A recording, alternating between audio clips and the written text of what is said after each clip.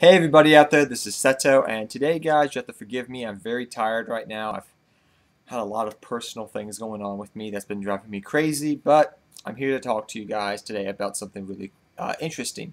It's almost been a year since the 2013 ban list, which was pretty much considered the apocalypse ban list, pretty much for us, I guess you could say, in the TCG here. A whole bunch of good cards got hit, etc.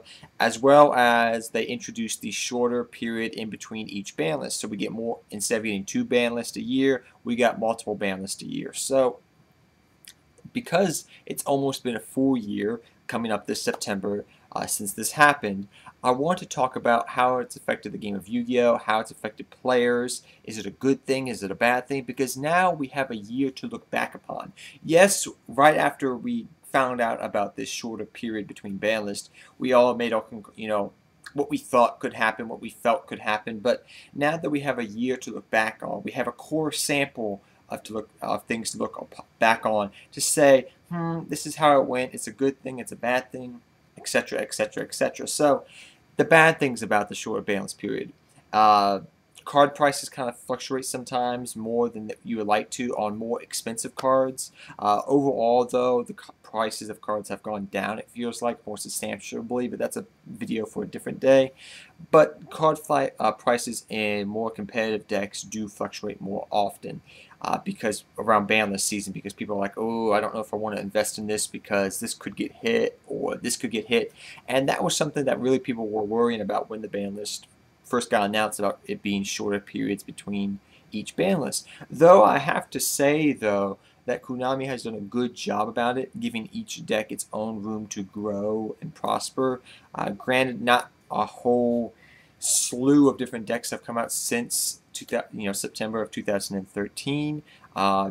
They have seemed to let decks grow, run their course, then hit the deck. That seems to be what Konami does.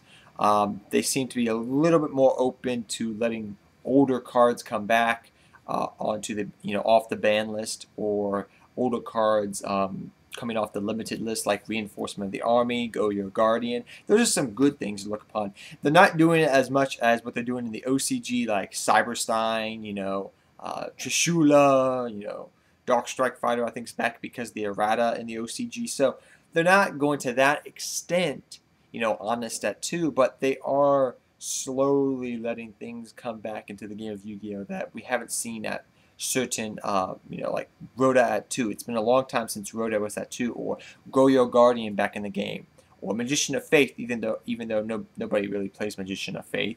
That card's back in the game of Yu-Gi-Oh! For what it's worth. So it seems to be that they use cards more.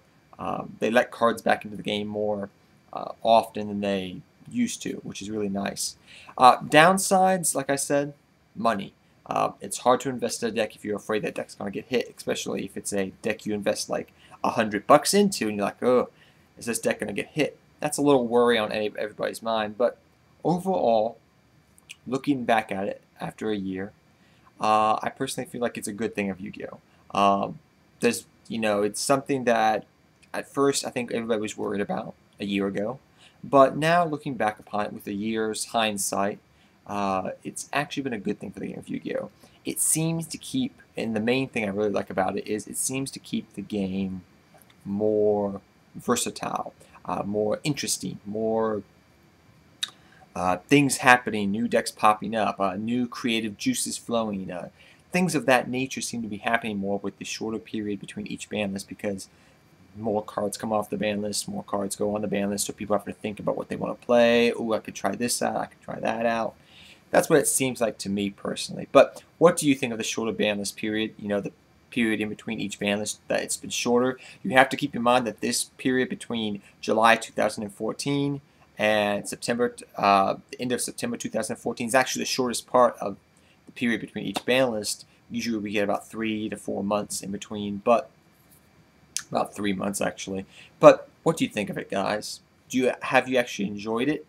Looking back upon it after this took effect over a year ago, and what do you think about it? Do you think it's a good thing for the game of Yu-Gi-Oh?